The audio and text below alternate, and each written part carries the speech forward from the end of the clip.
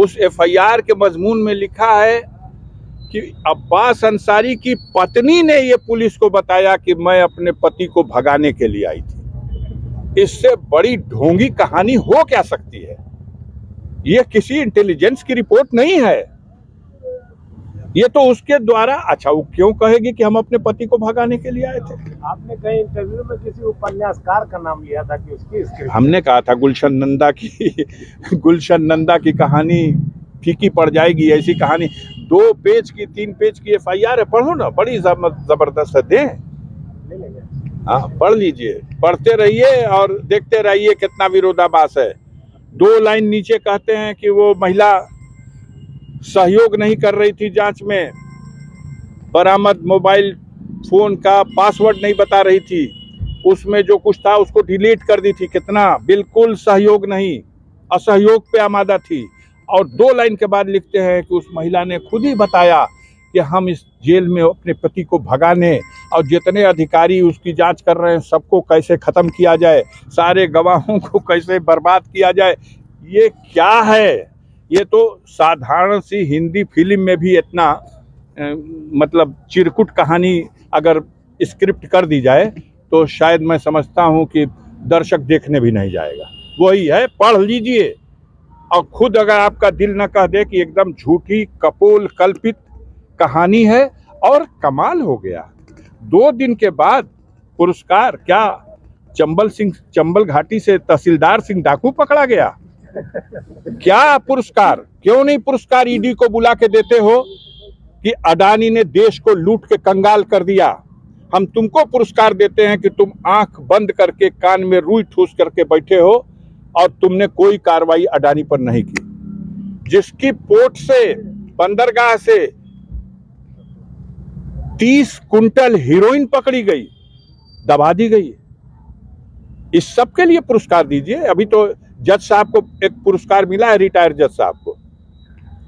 उस तरह की सेवा करते रहिए, आपको भी पुरस्कार मिलता रहेगा। पत्नी पति से या मित्र से या दोस्त यार से, कोई भी किसी से मिलने जाता है, गेट के ऊपर उसको एंट्री होती है, लिखा पढ़ी होती है और सप्ताह में 3 दिन विचाराधीन बंदी से मुलाकात के लिए अनुमति होती है।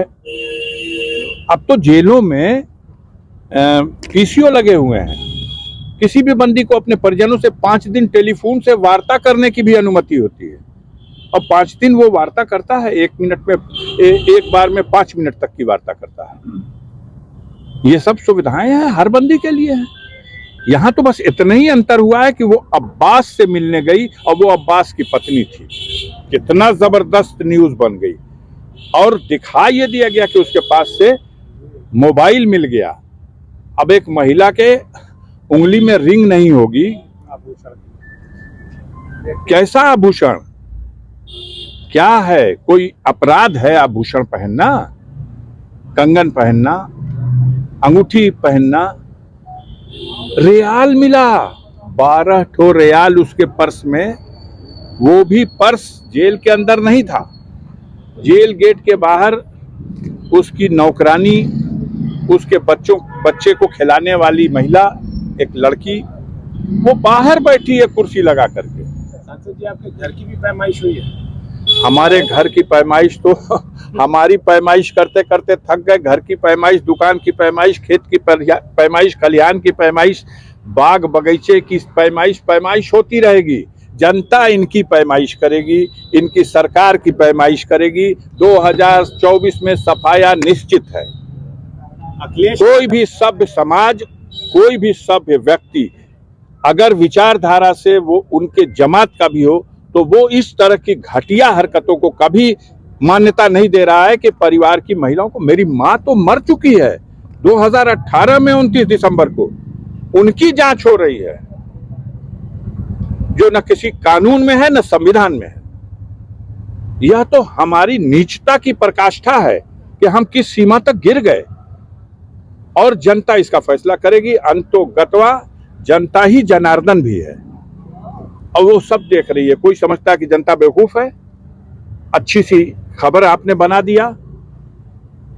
हमारे परिवार को आज की डेट में आपने जिस तरह से परोसा है और उस परिवार का इतिहास और उस परिवार का वर्तमान पूर्वांचल की जनता जानती है, देश की आजादी की लड़ाई में मरने मिटने वाले, सीमाओं पर मातृभूमि की रक्षा में बलिदान देने वाले परिवार के सदस्यों को, महिलाओं को, बच्चों को इस तरह से। अब्बास का कसूर यह है कि योगी मोदी चाहते रह गए, फिर भी वो 50,000 वोट से जीत गया। पचे तो कैसे पचे?